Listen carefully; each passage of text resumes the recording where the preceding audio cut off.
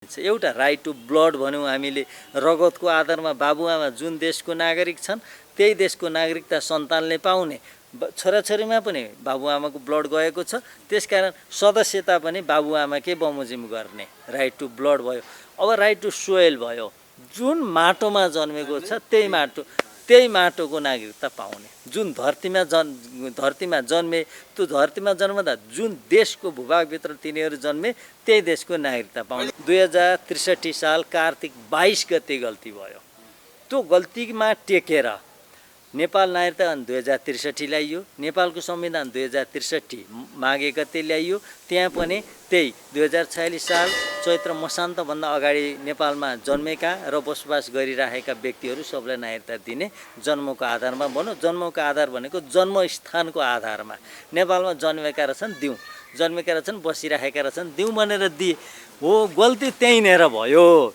2063 साल कार्तिक 22 गते नेकपा माओवादी र अरू 7 राजनीतिक दलहरूको बिचमा एउटा सहमति भयो। त्यो सहमतिले चाहिँ सहमतिमा के उल्लेख छ भने 2046 साल चैत्र मसान्तभन्दा अगाडि जन्मिएका व्यक्तिहरूलाई जन्मको आधारमा बनेको छ। जन्मको आधार भनेको जन्मस्थानको आधारमा तिनीहरूको बाबुआमा जहाँ भए पनि यसको थ्योरी बुझेका छैनन् मानिसहरूले। मैले यसको राम्रो इन्टरप्रिटेसन गरिदिन्छु। त जन्मस्थानको आधारमा जो नेपालमा जन्मे र नेपालमा बसिरहेका छन् तिनीहरूलाई जन्मस्थानको आधारमा त्यहाँ जन्मको आधार भनेको छ। त्यो जन्मस्थानको आधारमा नेपालको नागरिकता दिने भनेर एउटा सहमति गरे। कस्तो हुन्छ भने नागरिकताको विषयमा अर्थात् पोलिटिकल फिलोसफी कस्तो छ भने यो पृथ्वी चाहिँ अन्टार्कटिका महादेशभन्दा बाहेक अरू यो पृथ्वी धरतीको सबै माटो कुनै न कुनै देशभित्र पर्दछ। देशमा विभाजित छ। यो देशमा विभाजित छ है। सबै कुनै राष्ट्रमा छ। यो कुनै राष्ट्रमा नपरेको पृथ्वीको कुनै भूभाग छैन। कुनै पनि डाँडो काँडो आदि इत्यादि जे सुके होस् त्यो राष्ट्रमा विभाजित छ। त्यो देशको सिमाना समुद्रसँग जोडिएको छ भने त्यो त्यसदेखि 20 किलोमिटरसम्म चाहिँ त्यो देशको भूभाग अन्तर्गतै पर्छ। त्यसभन्दा पछाडि अनिखेर त्यो चाहिँ फेरि साझा भाग पर्छ। सबैले प्रयोग गर्न पाउँछन्। त्यो त्यस्तो हुन्छ। अनि त्यो देशमा विभाजित भइसकेपछि त्यो देशमा त मानिसहरू हुन्छन्, जनता हुन्छन्। ती जनताहरू फेरि यो धरतीमा मानव छन्। ती मानवहरू कुनै न कुनै देशको हुनुपर्छ। कुनै न कुनै मान्छेको कुनै न कुनै देशसँग सम्बन्ध हुनुपर्दछ। अर्थात् त्यो सम्बन्ध केले जनाउँछ? त्यो सम्बन्ध नागरिकताले जनाउँछ। नागरिकता के हो? होइन, नागरिकता त्यो देशको सदस्यता हो। सुन्नुहोस्, नागरिकतामा दुईवटा सिद्धान्त छन्। एउटा रगतको सिद्धान्त। रगतको सिद्धान्त भनेको बाबुआमाको सदस्यता जुन राष्ट्रको छ, सदस्यताको अर्थ नागरिकता जुन राष्ट्रको छ, जुन देशको छ, छोराछोरीले तिनीहरूको रगतबाट छोराछोरी जन्मेका हुन्छन्। अनि फेरि ती छोराछोरीले बाबुआमा नै सदस्य भएको देशको अर्थात् बाबुआमा नै नागरिकता भएको देशको नागरिकता पाउँछन्। यो नागरिकताको रगतको सिद्धान्त भनिन्छ। अर्थात् राइट टु ब्लड भनिन्छ। यसलाई जस्ट स्याङ्गुइनिस भनिन्छ। यो थ्योरीलाई चाहिँ 2046 साल चैत्र मसान्तभन्दा अगाडि नेपालमा जन्मेका व्यक्तिहरूलाई र स्थायी रूपमा बसोबास गरिरहेका व्यक्तिहरूलाई जन्मको आधारमा दिने भनौँ। त्यो चाहिँ बाबुआमा तिनीहरूको नेपालमा थिएनन् भन्ने बुझिन्छ। बाबुआमा नेपालको नागरिक होइन। नेपालको नागरिक यदि बाबुआमा हुने भए त त्यही नागरिकताको आधारमा छोराछोरीले पाउँथे नि। तिनीहरूको बाबु चाहिँ नेपालको नागरिक थिएनन्। तिनीहरू बाबुआमा चाहिँ नेपालमा आए तर नेपालको नागरिक थिएनन्। तिनीहरू छोराछोरी चाहिँ यहाँ जन्मे। त राइट टु सोयल भने यो अध्यादेशको जुन प्रोभिजन ल्याइएको छ अहिले ती प्रोभिजनहरू एउटा त जन्मसिद्ध बाबुआमाका सन्तानलाई वंशजको आधारमा नागरिकता दिने, अनि अर्को बाबुको पहिचान नभएका सन्तानलाई आमाको नामबाट नागरिकता दिने भन्ने खास गरी त्यो दुईवटा प्रावधान छ। त्यसमा अरू दण्ड सजायका कुराहरू छन्। अब यो चाहिँ अहिले नगरेको भए पनि अर्को पटक गर्नु पर्थ्यो। 6 महिनापछि होस् 1 वर्षपछि होस् यस किसिमको प्रावधान ल्याउनै ल्याउने यसको कुनै विकल्प छैन। योभन्दा अगाडि नै हामी फसिसकेका छौँ। यो ल्याउने चाहिँ फेरि नयाँ मान्छेलाई भ्रम परेको छ। नयाँ नागरिकता दिने, नयाँ मान्छेलाई नागरिकता दिने भनेर भनेको छ। त 2063 को नेपाल नागरिकता ऐन 2063 ले जसलाई नागरिकता दिएको छ, जन्मको आधारमा नागरिकता दिएको छ, तिनीहरूको सन्तानलाई नागरिकता दिनको लागि यो अध्यादेश ल्याएको हो। त संसारभरिको नियम के हो, प्रचलन के हो, सिद्धान्त के हो भने बाबुआमाले जुन देशको नागरिकता पाएका हुन्छन् तिनीहरूका सन्तानले कहाँ जन्मे पनि तिनीहरूका सन्तानले त्यही बाबुआमाको देशको जहाँको नागरिकता छ त्यहीँको नागरिकता पाउँछन्। यो कुरा अहिले आएको त्यही कुरा अहिले आएको। बाबुआमालाई नागरिकता दिइसकियो, हेर्नुहोस् है, बाबुआमालाई नागरिकता दिइसकियो, यो देशको नागरिकता तिमीहरूले गलत कागजात प्रमाण देखाएर ल्याऊ, तिमीहरूले यो देशको नागरिकता पाउँदैनौ भनेर कि खारेज गरेर उनीहरूलाई बाटो देखाउनु पर्छ। होइन भने 2046 साल चैत्र मसान्तभन्दा अगाडि जन्मेको व्यक्तिलाई अनि नागरिकता दिइएको छ, त 46 भन्दा अगाडि जन्मेले त नागरिकता पाए। ती 46 भन्दा अगाडि जन्मेका बाबुआमाले नागरिकता पाएका छन्। अब 47 मा जन्मेको ती बाबुआमाको छोराछोरी अहिले कति वर्षको भए? अहिले 30 वर्षको भए। त 30 वर्षसम्म मान्छेले केही गरेर खानुपर्छ कि पर्दैन? एउटा कुरा।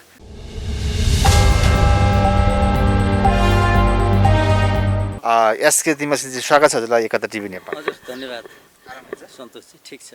अहिलेको यो एक हप्ता 10 दिनको पिरियडमा एकदमै तपाईँ भाइरल जस्तै हुनुभयो, शब्द प्रयोग गर्दा कस्तो होला। त्यो हिसाबमा तपाईँलाई धेरैले चिन्ने मौका पाउनुभयो देश विदेश बसेका नेपालीहरूले, र हामीले पनि आज भेट्ने मौका पाएका छौँ, जसमा नागरिकता सम्बन्धी अध्यादेशको कुरामा तपाईँको आफै यसको विद्यावारिधि गर्दै गरेको अवस्थामा महत्त्वपूर्ण व्यक्ति हुनुहुन्छ। यो विषयमा कुरा गर्ने गर्दै जाँदाखेरि नागरिकता सम्बन्धी हजुर अहिले विद्यावारिधि गर्दै हुनुहुन्छ, र यो अहिले गरिएका कुराको बिचमै नागरिकता विधेयक अध्यादेश ल्याएर प्रधानमन्त्रीज्यू आलोचितका कुरा छन्, र देश नै बेच्ने कुरा भनिएका छन्, विविध कुरा छन्। तर तपाईँले भित्री कुरा बुझ्नु भएको छ र यही विषय अध्ययन गरे हुनुहुन्छ। अहिले वास्तविकता नागरिकता अध्यादेश आवश्यकता थियो अहिले, अथवा चाहिँ नि सरकार टिकाउनलाई खेल पनि भनेका छन्, र लङ टर्ममा के असर गर्छ विस्तारमा अलिकति बताइदिनु।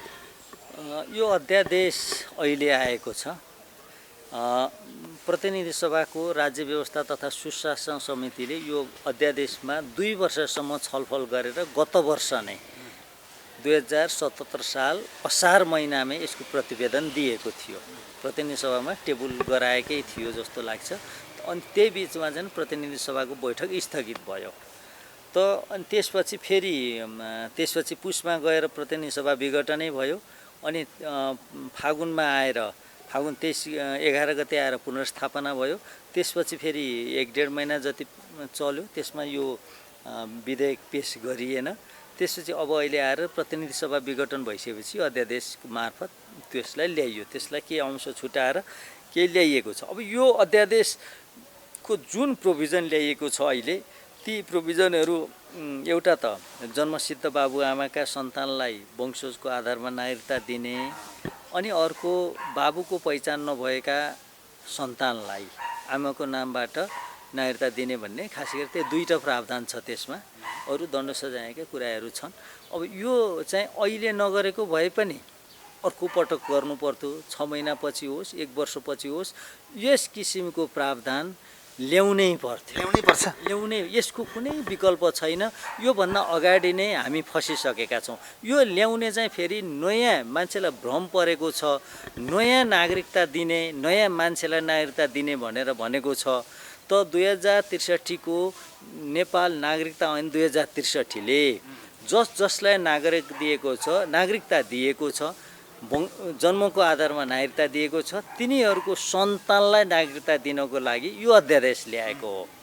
त संसारभरिको नियम के हो, प्रचलन के हो, सिद्धान्त के हो भने बाबुआमाले जुन देशको नागरिकता पाएका हुन्छन् तिनीहरूका सन्तानले कहाँ जन्मे पनि तिनीहरूका सन्तानले त्यही बाबुआमाको देशको जहाँको नागरिकता छ त्यहीँको नागरिकता पाउँछन्। यो कुरा अहिले आएको, त्यही कुरा अहिले आएको। बाबुआमालाई नागरिकता दिइसकियो, हेर्नुहोस् है, बाबुआमालाई नागरिकता दिइसकियो कि अब खारेज गर्ने हो भने बाबुआमाले पाएको नागरिकता छानबिन गरेर खारेज गरेर तिनीहरू कुन देशका नागरिक हुन् तिनीहरूले गलत प्रमाणहरू पेश गरेर कानुनभन्दा बाहिर रहेर हाम्रो देशको नागरिकता लिए। त्यस कारणले गर्दा उनीहरूको नागरिकता खारेज गर्नुपर्छ भनेर छानबिन गरेर कि उनीहरूको नागरिकता खारेज गर्नु पर्यो र तिमीहरूको त्यो देशको नागरिक हो तिमीहरू त्यहाँ जाऊ, यो देशको नागरिकता तिमीहरूले गलत कागजात प्रमाण देखाएर लियौ, तिमीहरूले यो देशको नागरिकता पाउँदैनौ भनेर कि खारेज गरेर उनीहरूलाई बाटो देखाउनु पर्छ। होइन भने 2046 साल चैत्र मसान्तभन्दा अगाडि जन्मेको व्यक्तिलाई अनि नागरिकता दिइएको छ। त 46 भन्दा अगाडि जन्मेले त नागरिकता पाए। ती 46 भन्दा अगाडि जन्मेका बाबुआमाले नागरिकता पाएका छन्। अब 47 मा जन्मेको ती बाबुआमाको छोराछोरी अहिले कति वर्षको भए? अहिले 30 वर्षको भए। त 30 वर्षसम्म मान्छेले केही गरेर खानुपर्छ कि पर्दैन? एउटा कुरा त्यो एङ्गलबाट सोचौँ है हामीले, त्यो कोणबाट सोच्नुपर्छ। विरोध त यो अध्यादेशको धुन्धान विरोध भएको छ। यसले राष्ट्रघात गर्यो, यसले सिद्ध्यायो, देशै बेचिसक्यो भन्छ। त सिक्किमीकरण हुने हो भने, फिजीकरण हुने हो भने, या भुटानीकरण हुने या तिब्बतीकरण हुने हो भने त 2063 साल कार्तिक 22 गते नेकपा माओवादी र अरू 7 राजनीतिक दलहरूको बिचमा एउटा सहमति भयो। त्यो सहमतिले चाहिँ सहमतिमा के उल्लेख छ भने 2046 साल चैत्र मसान्तभन्दा अगाडि जन्मिएका व्यक्तिहरूलाई जन्मको आधारमा बनेको छ। जन्मको आधार भनेको जन्मस्थानको आधारमा। तिनीहरूको बाबुआमा जहाँ भए पनि यसको थ्योरी बुझेका छैनन् मानिसहरूले, मैले यसको राम्रो इन्टरप्रिटेसन गरिदिन्छु। त जन्मस्थानको आधारमा जो नेपालमा जन्मे र नेपालमा बसिरहेका छन् तिनीहरूलाई जन्मस्थानको आधारमा, त्यहाँ जन्मको आधार भनेको छ, त्यो जन्मस्थानको आधारमा नेपालको नागरिकता दिने भनेर एउटा सहमति गरे। जन्मस्थान त नेपालभित्र जन्मेका, नेपालभित्र कस्तो हुन्छ भने नागरिकताको विषयमा अर्थात् पोलिटिकल फिलोसफी कस्तो छ भने यो पृथ्वी चाहिँ अन्टार्कटिका महादेशभन्दा बाहेक अरू यो पृथ्वी धरतीको सबै माटो कुनै न कुनै देशभित्र पर्दछ। देशमा विभाजित छ, यो देशमा विभाजित छ है, सबै कुनै राष्ट्रमा छ। यो कुनै राष्ट्रमा नपरेको पृथ्वीको कुनै भूभाग छैन। कुनै पनि डाँडो काँडो आदि इत्यादि जे सुके होस् त्यो राष्ट्रमा विभाजित छ। त्यो देशको सिमाना समुद्रसँग जोडिएको छ भने त्यो त्यसदेखि 20 किलोमिटरसम्म चाहिँ त्यो देशको भूभाग अन्तर्गतै पर्छ। त्यसभन्दा पछाडि अनिखेर त्यो चाहिँ फेरि साझा भाग पर्छ, सबैले प्रयोग गर्न पाउँछन्, त्यो त्यस्तो हुन्छ। अनि त्यो देशमा विभाजित भइसकेपछि त्यो देशमा त मानिसहरू हुन्छन्, जनता हुन्छन्। ती जनताहरू फेरि यो धरतीमा मानव छन्। ती मानवहरू कुनै न कुनै देशको हुनुपर्छ। कुनै न कुनै मान्छेको कुनै न कुनै देशसँग सम्बन्ध हुनुपर्दछ। अर्थात् त्यो सम्बन्ध केले जनाउँछ? त्यो सम्बन्ध नागरिकताले जनाउँछ। नागरिकता के हो? होइन, नागरिकता त्यो देशको सदस्यता हो। सदस्यता हामी विभिन्न सङ्घ संस्थाको सदस्यता लिन्छौँ नि, सहकारीको सदस्यता लिन्छौँ, अरू गैर सरकारी संस्थाहरूको सदस्यताहरू हुन्छ, जस्तो रेड क्रसको पनि सदस्यता हुन्छ, अरू विभिन्न रोटरी क्लब हुन्छन्, लायन्स क्लब, यी सदस्यता लिइन्छ नि। त्यस्तै गरेर यो नागरिकता भनेको राज्यको सदस्यता हो।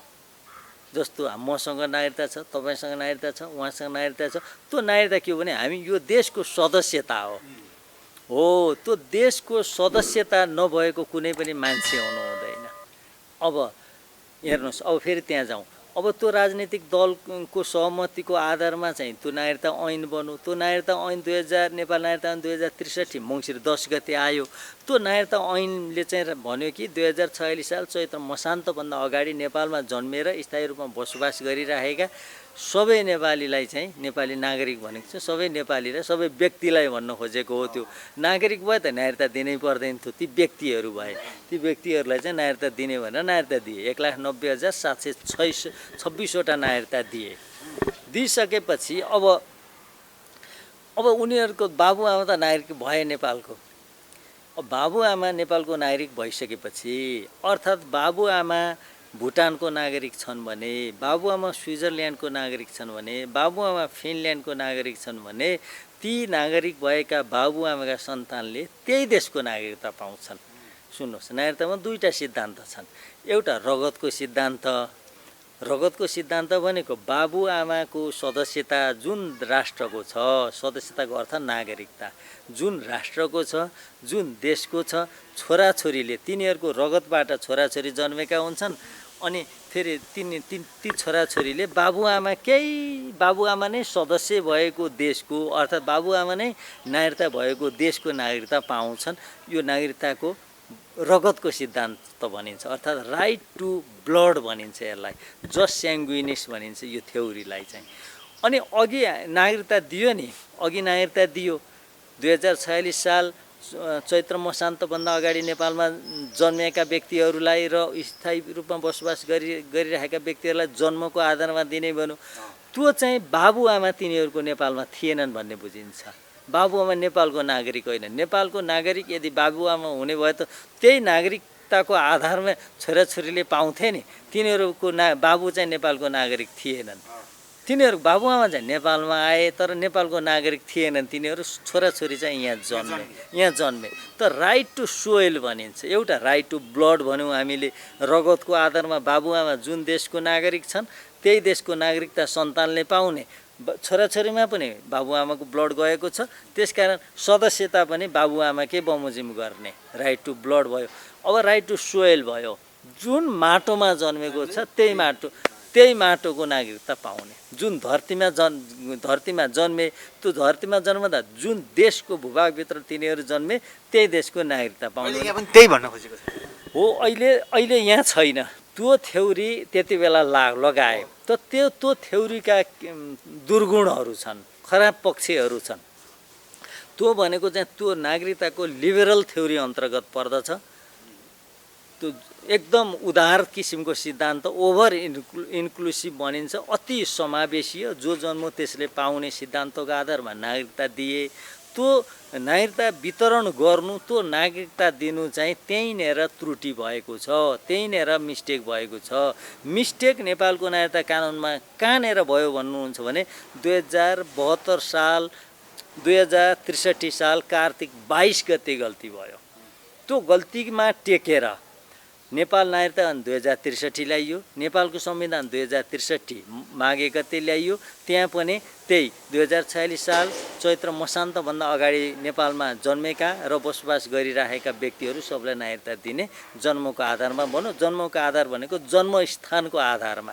नेपालमा जन्मेका रहेछन् दिउँ, जन्मेका रहेछन् बसिरहेका रहेछन् दिउँ भनेर दिए हो। गल्ती त्यहीँनिर भयो। त्यहाँनिर भइसकेपछि अब तिनीहरूको सन्तानलाई त अब सैद्धान्तिक रूपमा तिनीहरूको सन्तानलाई, जसको बाबुआमाको नागरिकता जुन देशको छ, अहिले हामी नेपालको कुरा गर्दैछौँ, जुन देशको छ तिनीहरूलाई त्यही देशको नागरिकता दिनुपर्ने बाध्यता छ। त्यही बाध्यता बमोजिम फेरि 2069 साल फागुन 30 गते राजनीतिक दलहरूले एउटा सहमति गरे। त्यो सहमतिमा त्यो 2046 साल चैत्रभन्दा अगाडि नेपालमा जन्मेर जन्मसिद्धको नागरिकता लिएका व्यक्तिका नागरिकका सन्तानलाई वंशजको आधारमा नागरिकता दिने भनेर त्यति बेला राजनीतिक दलले सहमति गरे। 69 साल चैत्र 29 गते नेपाल नागरिकता ऐन 2063लाई संशोधन गर्ने अध्यादेश, पहिलो अध्यादेश जारी गरियो। खिलराज रेग्मी मन्त्री परिषदको अध्यक्ष थिए।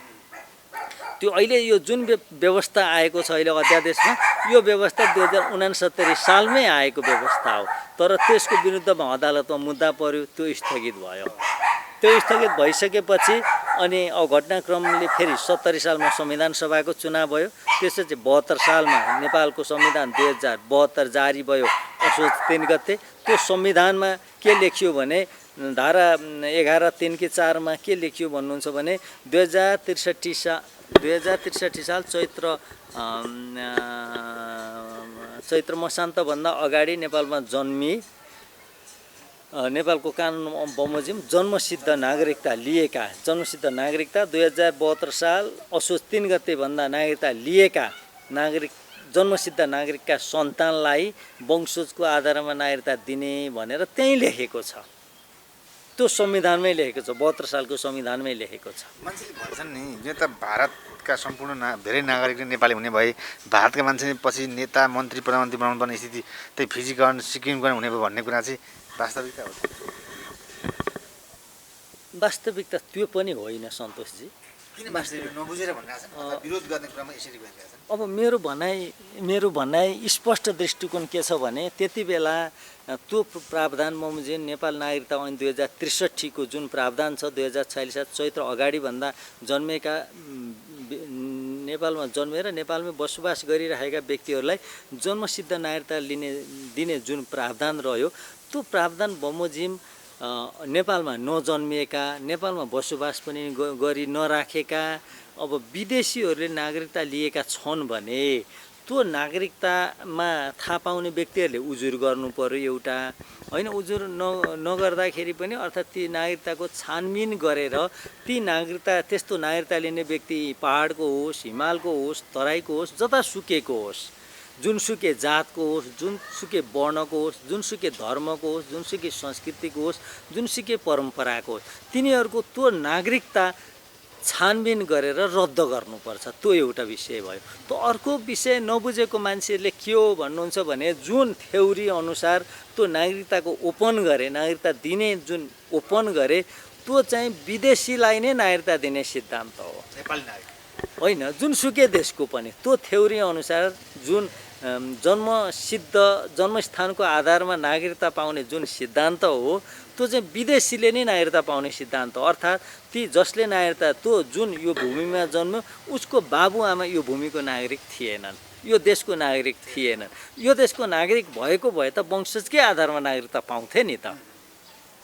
उसको बाबुआमा जसले नागरिकता पाए उसको बाबुआमा त यो देशको नागरिक थिएनन्, यो देशको नागरिकता उनीहरूको थिएन। त्यस कारणले गर्दा जन्मस्थानको आधारमा बाबुआमाको नागरिकता थिएन।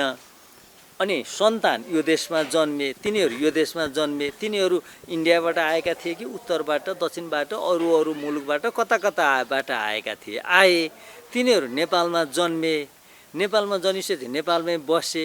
अनि त्यस आधारमा उनीहरूलाई जन्मसिद्ध अर्थात् जन्मस्थानको आधारमा नागरिकता दिइयो। के दिने बेलामै त्रुटि भयो?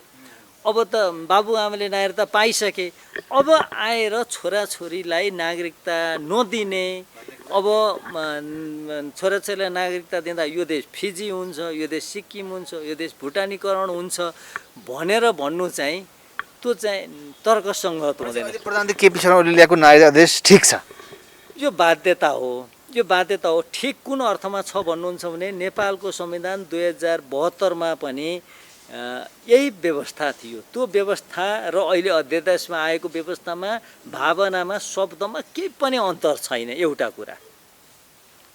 अनि प्रतिनिधि सभाको राज्य व्यवस्था तथा सुशासन समितिले 2 वर्षसम्म अध्ययन गरेर छलफल गरेर जुन प्रस्ताव प्रतिवेदन पेश गर्यो त्यो प्रतिवेदन र यो नागरिकता अध्यादेशमा केही पनि फरक छैन। प्रतिनिधि सभाबाट त्यही पास गरेको भएदेखि यो ठिक हुन्थ्यो।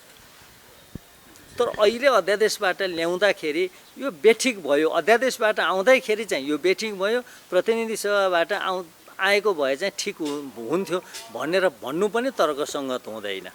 फेरि कुरा त्यसो छ, मेरो बुझाइ त्यो हो, मेरो थ्योरिटिकल स्टडीले त्यही कुरा बताउँछ।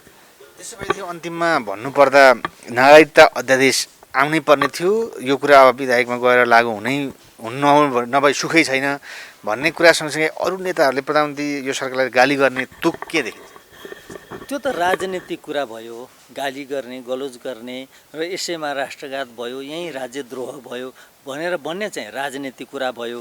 जस्तो जे जति गल्ती भयो त्यो त 2063 साल कार्तिक 22 गते नै गल्ती भयो।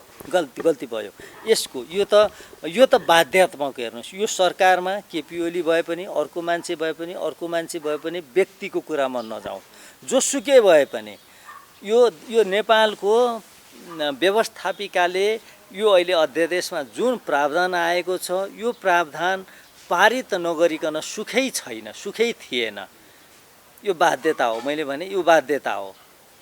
यसलाई धेरै गाली गरेर केही फाइदा छैन।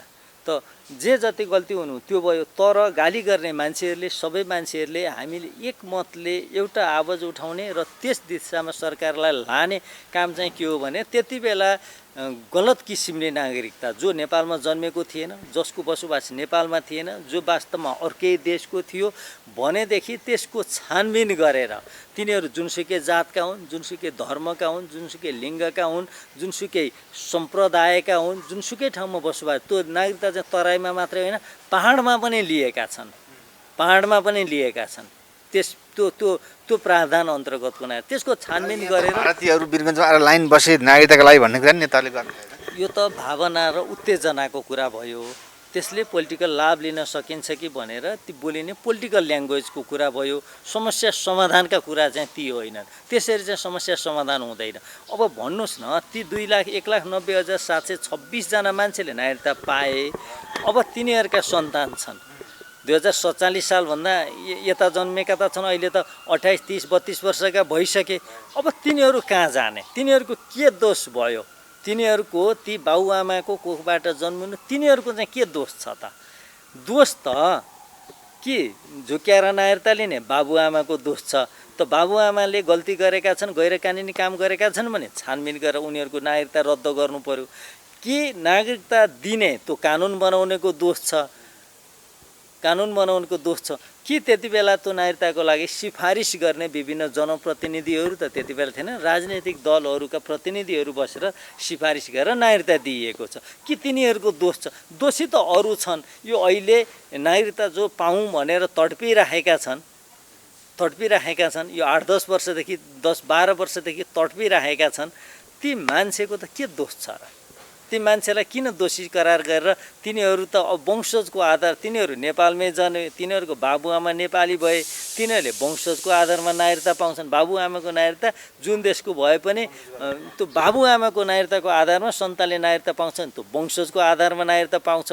ती नेपालमै जन्मेका ती नाबालक भनौँ, उमेर पुगेका भनौँ, ती केटाकेटीहरू ती सन्ततिलाई चाहिँ तिमीहरू विदेशी हौ भनेर, तिमीहरू यो देशका होइनौ भनेर लान्छना लगाउँदाखेरि के अन्याय हुँदैन? र त्यो सँगसँगै राजनीतिको कुरा पनि हजुरले जोड्न सक्नुहुन्छ। आफै त्यसमा पोलिटिकल साइन्समा नै मास्टर्स गर्नुभएको मान्छे, त्यो पनि दर्शकलाई जानकारी होस्। नागरिकता अध्यादेशसँग जोडिनुभन्दा अगाडि नेपालको राजनीतिले नै फरक पर्ने भएको नाताले अहिलेको प्रधानमन्त्री केपी शर्मा ओली नेपालको राजनीति र नागरिकताको अध्यादेश त्रिकोणात्मक हेर्दाखेरि कसरी अगाडि बढ्ने, थोरै अगाडि ब्याकग्राउन्ड सहित जाउँ। अहिलेको राजनीति यो दलीयहरूको पदलोलुपता मैले यसलाई हेरेको छु। दलहरूको गैर लोकतान्त्रिक चरित्र, गैर लोकतन्त्रमा जस्तो चरित्र हुनु पर्थ्यो। किन जनताले 5 वर्षको लागि कसैलाई सरकार चलाउनु भनेर जनमत दिएका छन्, म्यान्डेट दिएका छन्। त्योभन्दा अगाडि नै सरकार बर्खास्त गर्ने माथिको गणितले, त्यो माथिको गणितको आधारमा जुन खेल खेल्ने परम्परा अहिले चलिरहेको छ, त्यो अभ्यास भइरहेको छ। यस अर्थमा यसलाई गैर लोकतान्त्रिक भन्नुपर्छ। किन 5 वर्षसम्म जनताले एउटा जनमत दिइसकेपछि त्यो जनमतलाई मानेर अर्को चुनावसम्म पर्खन सक्नुपर्छ। अर्को चुनावमा अपदस्थ गर्ने हो, त्यो एउटा भयो। अर्को गैर संसदीय क्रियाकलाप भयो। गैर संसदीय क्रियाकलाप भनेको अर्थ के भन्नुहुन्छ भने जुन दल चुनावमा गएका हुन्छन्, त्यो दलले माननीयहरू प्रतिनिधि सभाका सदस्यहरू जितेर आएका हुन्छन्, अनि यताको यो दलबाट माननीय उता फड्कने, उताबाट उता फड्कने, यो गैर संसदीय चरित्र भयो। यो गैर लोकतान्त्रिक, गैर संसदीय र अनि यो गैर संवैधानिक पनि हो। जुन अहिलेको यो खेल चलिरहेको छ, गैर संवैधानिक प्रकृतिको यो खेल छ, यसले जनतालाई निराश बनाएको छ। त गर्नुपर्ने यो साध्य त यो खेल होइन नि, साध्य त विकास र समृद्धि हो, सुशासन हो, शान्ति सुरक्षा हो। त जनताको माग एकापट्टि छ, जनतालाई चाहिएको विषयवस्तु एकापट्टि छ, जनतालाई सुरक्षा चाहिएको छ। त्यो सुरक्षा चाहे यो रोग कोरोनाबाट सुरक्षा होस्, अरू शिक्षाका सुरक्षा हुन्, स्वास्थ्यका सुरक्षा हुन्, अरू विविध प्रकारका सुरक्षाको ग्यारेन्टी चाहिएको छ। अनि फेरि विकास निर्माण पनि चाहिएको छ समृद्धिको बाटोको लागि। त जानुपर्ने गन्तव्य एकातिर छ, तर दलहरू चाहिँ त्यतातिर आफ्नो बाटोतिर नगएर बिचमै अलमल गरेर बिचमै कल झगडा यो पदको लागि सत्ताको लागि सुखको लागि दलहरूको सुखको लागि चाहिँ यो झगडा गरिरहेका छन्। यसले गर्दाखेरि जनतामा निराशा छ र यो बाटो होइन, बाटो यो होइन, दलहरूले हिँड्ने बाटो यो होइन, उहाँहरूले बाटो बिराइराख्नु भएको छ। केपी शर्मा ओलीले त मलाई काम गर्न नदिएकोले गर्दा मैले विघटन गरेको हुँ भनेर पहिलोपटकको विघटनमा भन्नुभएको थियो, अहिले पनि फेरि विघटनै गर्नुभयो। यो कुरालाई कसरी काम गर्न नदिएको भन्ने विषयमा यो कुरा कुन एङ्गलबाट हेर्ने भन्ने विषय हो। मैले यहाँलाई भनिसकेँ, यो जुन किसिमको गत वर्षदेखि जुन किसिमको एउटा लगभग दुई तिहाई सिट भएको प्रतिनिधि सभामा लगभग 2/3 सिट भएको संसदीय दलको नेता केपी शर्मा ओली एउटा फन्डामेन्टल बुझ्नुपर्छ है। त्यति बेलाको 2074 को चुनावमा जाँदाखेरि नेपाल कम्युनिस्ट पार्टी एमाले र नेपाल कम्युनिस्ट पार्टी माओवादी केन्द्रले संयुक्त घोषणापत्र बनाएर गएका थिए, एउटै स्पिरिटमा गएका थिए।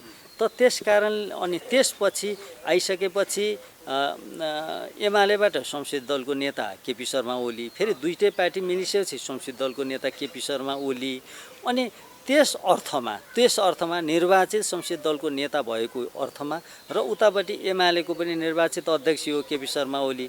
अनि पार्टी संयुक्त भइसकेपछि पनि संसदीय पार्टी अध्यक्ष उही हो, फर्स्ट म्यान त केपी शर्मा ओली नै हो। त्यसकारण पार्टीको हिसाबमा अर्को महाधिवेशन नहुन्जेलसम्म र संसदीय दलको हिसाबमा अर्को संसदीय चुनाव नहुन्जेलसम्मको लागि धैर्यता गर्नुपर्छ। त्यो धैर्यता नगरेको कारणले गर्दा अनि यो नियुक्ति चाहियो, त्यो नियुक्ति चाहियो, ऊ भागभण्डा गर्नु पर्यो, यो गर्नु पर्यो, प्रधानमन्त्रीबाट राजीनामा दिनुहोस्, पार्टी अध्यक्षबाट राजीनामा, दुईटा पद एउटा पद छोड्नुहोस् भनेर जुन किसिमको गतिविधि गरियो, यो गतिविधि मैले यसभन्दा अगाडि पनि व्याख्या गरिसकेँ। कसले गरे यो गतिविधि चाहिँ पार्टीभित्रकै व्यक्तिहरूले, जस्तो माधव कुमार नेपाल, पुष्पकमल दाहाल प्रचण्ड, उहाँहरूले चाहिँ यति केपी शर्मा ओलीले म अर्कोचोटि पार्टीको चुनाव पनि लड्दिनँ भनेर भन्नुभएको हो त्यति बेलाको कुरामा। त कमसेकम अधिवेशन चाँडै गरौँ, अधिवेशनबाट म छोडिदिन्छु, म अधिवेशनबाट जितेर आएको, यो बिचमै मलाई स्याक गर्ने प्रयास नगर्नुहोस्, मलाई बिचमै बर्खास्त गर्ने प्रयास नगर्नुहोस् भन्ने उहाँको भनाइ। त त्यो भनाइअनुसार पनि अधिवेशन गरेको भए त अधिवेशन पहिले योभन्दा अस्ति चैत्रमै भइसक्थ्यो। त्यो अधिवेशन गरेर अधिवेशनबाट एउटा विधिसम्मत किसिमले आउने क्रियाकलाप चाहिँ भएन, बिचमै बर्खास्त गर्ने, हटाउने, ल त हटभन्दा हट्ने, झिकभन्दा झिक, अब त्यस्तो किसिमको गतिविधि भइसकेपछि त्यो गतिविधि चाहिँ अप्रजातान्त्रिक, असंसदीय र गैर संवैधानिक, गैर वैधानिक गतिविधि भयो। त्यसले गर्दाखेरि उहाँले मलाई काम गर्न दिएन भनेर एकदम ट्र्यापमा पारिसकेका थिए। त्यो ट्र्याप उसलाई काम गर्न नदिएकै हो। जस्तो अहिले भनौँ न, उहाँले चाहिँ संसद विघटन गरिसकेपछि 2 वर्षदेखि नै संवैधानिक आयोगहरू थुप्रै खाली थिए अनि संवैधानिक परिषदको बैठक बोलाउँदाखेरि सभामुख उपस्थित नहुने। त संवैधानिक परिषदको संरचना कस्तो छ भन्नुहुन्छ भने 6 जना मिलेर संवैधानिक परिषद बन्छ। प्रधानमन्त्री, सभामुख, राष्ट्रिय सभाको अध्यक्ष, उपसभामुख, प्रधान न्यायाधीश र विपक्षी दलको नेता मिलेर संवैधानिक परिषद बनेको हुन्छ। त्यो संवैधानिक परिषदको फेरि यो अहिले त अध्यादेश ल्याएर अलिकति परिवर्तन गरे। त अध्यादेश नल्याएको अवस्थामा चाहिँ त्यसको गणपूरक सङ्ख्या पुग्न 5 जना उपस्थित हुनु पर्थ्यो। त्यसमध्ये उपसभामुख पद खाली थियो, हेर्नुहोस्, उपसभामुख पद खाली थियो, जम्मा 5 जना भए। अनि विपक्षी दलकै नेता भयो, उसलाई अनुकूल भएन भने नआउने। त्यसमा त कस्तो पनि भयो भनेदेखि सभामुख पनि नगइदिने। सभामुख त आफ्नै पार्टीको थिए, त सभामुख संवैधानिक परिषदको बैठकमा जानु त उनको त दायित्व हो, संवैधानिक दायित्व हो। त सभामुख संवैधानिक परिषदको बैठकमा उपस्थित हुँदैनन् भने त उहाँको गतिविधि क्रियाकलाप त गैर संवैधानिक भयो। त यो गैर संवैधानिक क्रियाकलापले गर्दाखेरि बार्गेनिङ सधैँभरि चलिरहेपछि त कामहरू गर्न सकिएन। संवैधानिक आयोगहरू किन राख्ने, विभिन्न कामहरू राख्नुपर्ने। फेरि अरूका नियुक्तिमाहरू पनि हरेक ठाउँमा बार्गेनिङ गरिसकेपछि हामीलाई यो चाहियो, ऊ चाहियो, आदि चाहियो, त्यादि चाहियो भनिसकेपछि त गाह्रो भयो। फेरि पार्टीभित्र पनि गुटबन्दी त्यसै गरी चलिराख्यो। त्यस अर्थमा चाहिँ त्यो चरित्र कख गगङ जोसुकै होस्, जसुकैले नेतृत्व गरे होस् सरकारको, तर अरू बाहिर बस्ने मान्छेले त्यो सरकारको नेतृत्व गर्ने मान्छे वैधानिक रूपमा गएको छ, जनताबाट निर्वाचित भएर गएको छ भने उसलाई काम गर्न दिनुपर्छ। यो उसको व्यक्तिको कुरामा नजाउँ, यो व्यक्ति त्यो व्यक्ति ऊ व्यक्तिको कुरामा आफै शक्तिशाली हुनुहुन्थ्यो भने काम गर्न जे पनि पाउनुहुन्थ्यो नि उहाँले यत्रो समय दिएको थियो भने भन्ने कुरा पनि छ नि। हो त, त्यो कुरा त छँदैछ। तर सुन्नु न, मैले यहाँलाई व्याख्या गरिसकेँ। संवैधानिक परिषदको मैले एउटा उदाहरण पेस गरेँ नि। त जम्मा संवैधानिक परिषदमा 6 जना हुन्छन्, एकजनाको सिट नै खाली छ, जम्मा 5 जना मान्छेहरू त्यसको सदस्यहरू छन्। त्यसमध्ये एकजना नगइदिइसकेपछि अनुपस्थित भएको कुरा त सत्य हो नि। त एकजना उपस्थित नभइसकेपछि त त्यो त त्यहाँ अवरोध भयो नि। यो काम गर्न दिइयो कि दिइएन, त यो काम गर्न दिइयो कि दिएन भन्ने फैसला त हाम्रो दर्शकले गर्नु होला नि। हो, काम गर्न थुप्रो ठाउँमा भित्र बाहिर आदि त्यहाँ थुप्रै ठाउँमा अड्काउने कारणले चाहिँ नैतिकताको आधारमा राजीनामा अझै पनि दिनु पर्थ्यो। उहाँले विश्वासको मत ल्याउन सक्नु भएन, संसदमा फेस गर्न सक्नु भएन भन्ने कुरालाई चाहिँ के गरी नैतिकताको आधारमा सबै कुरा चल्ने, नियुक्ति हुने, राजीनामा दिने हो। नैतिकताकै आधारमा पार्टी अध्यक्ष नियुक्ति हुने, पार्टी अध्यक्षबाट राजीनामा दिने, प्रधानमन्त्री नियुक्ति हुने, प्रधानमन्त्रीबाट राजीनामा दिने, सबै कुरा नैतिकताको आधारमा चल्ने हो भने संविधान किन चाहियो? त्यो नैतिकता त छुट्टै मापदण्ड हो। नैतिकताको आधारमा कसैलाई कुनै पनि पदबाट तपाईँले राजीनामा दिनुहोस् भनेर बाध्य गराउनु मिल्दैन। संसद विघटन गर्ने जनताको चाहिँ त्यत्रो म्यान्डेट दिएका नेतालाई संसदलाई विघटन गरेर चाहिँ फालाफाल पार्ने काम पनि प्रधानमन्त्री गर्न पाइन्छ त? उसको क्षमता भन्दा न अधिकार भनौँ न, होइन अधिकार भनौँ न, अधिकारको दुरुपयोग भन्ने विषय त हो तपाईँले उठाउनु खोज्नु भएको विषय। त पुसको प्रतिनिधि सभाको विघटन नगरेको भएदेखि अब यो विभिन्न किसिमको गैर संसदीय, गैर लोकतान्त्रिक आदि इत्यादि गैर संवैधानिक खेलबाट केपी शर्मा ओलीलाई पनि राष्ट्रपति विद्या भण्डारीले पनि सिद्धाइसकेका थिए, सिद्धाइ नै सकेका थिए। प्रतिनिधि सभा विघटन गर्न केही समय बाँकी रहेको भएदेखि सिद्ध्याएका थिए। त मान्छे आफैले आत्महत्या सुइसाइड त गर्दैन नि कसैले पनि। तपाईँ एउटा उखान छ, कोठाभित्र राखेर बिरालोलाई कुटियो भने त्यसले चिथोर छ भने जस्तै हो। पार्टीमा पनि अल्पमत पार्ने, किन अल्पमतमा त आफै जानी भएको हुन्। एकातिर माधव नेपालको टिम छँदैछ, अर्कोतिर पुष्पकमल दाहाल प्रचण्डको टिम छँदैछ, उता प्रतिनिधि सभा सदस्यहरूमा पनि त्यस्तो छँदैछ। जानिकन चाहिँ एउटा सहमतिको आधारमा सबै कुरा गर्ने है, आउने चुनाव नहुन्जेलसम्मको लागि, आउने अधिवेशन नहुन्जेलसम्मको लागि भनेर गरिसकेपछि बिचमा जुन किसिमको खेल खेलियो त्यो चाहिँ गैर वैधानिक खेल थियो। अनि त्यो खेलले गर्दाखेरि उनीहरू त प्रतिनिधि सभामा पनि अविश्वासको प्रस्ताव ल्याउने, त्यहाँ बर्खास्त गर्ने, राष्ट्रपतिलाई पनि महाभियोग लाउने, अर्कोलाई कार्यवाहक राष्ट्रपति दिने, तत्कालको लागि कार्यवाहक हुन्छ। महाभियोग लगाइसकेपछि राष्ट्रपतिले आफूले काम गर्न पाइँदैन, उनले चाहिँ उनको पद लगभग निलम्बन जस्तो हुन्छ। अनि त्यो बिचमा चाहिँ अनेक किसिमका चलखेल गर्ने भन्ने कुराको डिजाइन भइसकेपछि त्यो डिजाइनबाट त रोकिनु पर्यो। त्यो डिजाइनलाई रोक्नको लागि तत्काल के गर्ने त भन्दा तत्काल प्रतिनिधि सभा विघटन गर्ने। केही न केही मान्छे त निकास त खोज्छ। पानी थुनिसकेपछि, पानी एउटा खोलामा पानीलाई थुनिसकेपछि त्यो पानी जानको लागि काहीँ न काहीँ फोरेर जान्छ, जाँदैन? फोरेर बाँध बनायौँ हामीले, पानी खोलाको बाँध बनायौँ। बाँध बनाइसकेपछि पानी भरिँदै गएपछि त्यो बाँध काहीँ न काहीँबाट भत्काएर जान्छ भनेपछि त्यो पानीले बाँध भत्काउनु हुँदैन भन्न मिल्छ? त हामीले थुन्नु नै गल्ती थियो नि। त्यसरी ट्र्यापमा पार्नु नै गल्ती थियो। ट्र्यापमा पारेपछि त ट्र्यापबाट निस्केर जाने बाटो त जोसुकै भए पनि खोज्छ नि त। त्यो बाटो खोजेको निकास त हो नि। सरेन्डर त गर्दैन नि त एउटा शासकले एउटा पार्टीबाट महाधिवेशनबाट जितेर गएको पार्टी अध्यक्षले अनि संसदीय दलको नेताले जसको नेतृत्वमा पार्टी चुनावमा गएको थियो, दुईटा पार्टी केपी ओलीको नेतृत्वमा चुनावमा गएका त हुन् नि त। त्यो जनताबाट निर्वाचित भएर आएको मान्छेले अनेक किसिमको हरकत हुँदाखेरि पनि ल मैले सकिनँ भनेर सरेन्डर गर्दैन के शासकले। शासकको चरित्र भनेको सरेन्डर गर्ने होइन। कसैले सरेन्डर गर्छ, गैर लोकतान्त्रिक, गैर संसदीय र गैर संवैधानिक क्रियाकलाप कसैले गरेको छ भने कुनै पनि शासकले सरेन्डर गर्छ भने त्यो शासक होइन, त्यसले शासन चलाउनको लागि सक्दैन। जस्तै यसै क्रममा दोस्रो पटक यो अहिलेको तत्कालीन दोस्रो पटक प्रधानमन्त्री केपी ओली प्रधानमन्त्री चुनिएर शपथ खाने क्रममै उहाँहरूको विवाद भयो। सिधै कुराकानी गरौँ। राष्ट्रपतिज्यूले भनेको ईश्वरको नामको उहाँले नामै लिन चाहनु भने के कम्युनिस्टमा यस्तै हुन्छ अथवा किन उहाँले त्यसो गर्यो?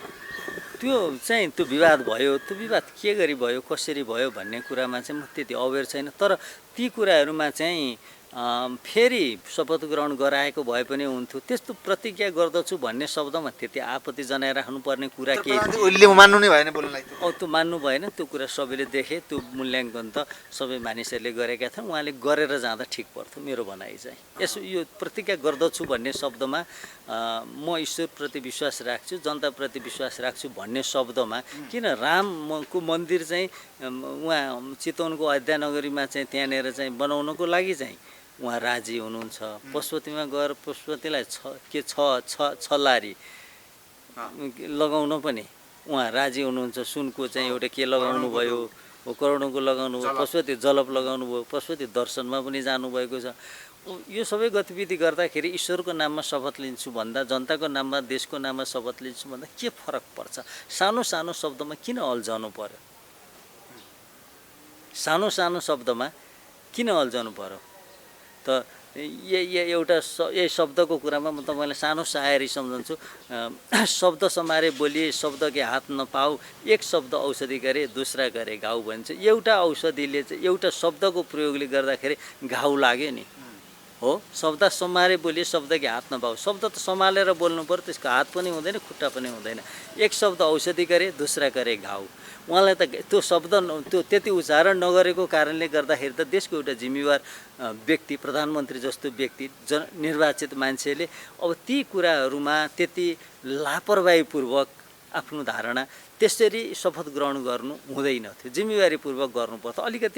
अलिक हलुका किसिमको भयो भन्ने र देश जनताप्रति चाहिँ अलिक गहनतापूर्वक लिइएन कि भन्ने जस्तो मैले पनि महसुस गरेको छु। कुरा गर्दै गर्दा यो सरकार विवादले भरिएको भन्ने सबैमा पारेका छन् नेताहरूले र बुझ्नेले पनि त्यही हिसाब बुझ्दैछन्। यो सँगसँगै संसद विघटन भइसकेपछि संसद छैन, तर गर्नै परिन्थ्यो। अध्यादेश मार्फत अहिले बजेट ल्याइयो, त्यो कुरालाई पनि यो गर्नै हुँदैन भनेर विज्ञ पहिलाका चाहिँ पूर्व अर्थमन्त्रीहरू विज्ञहरूले भनिरहेका छन्।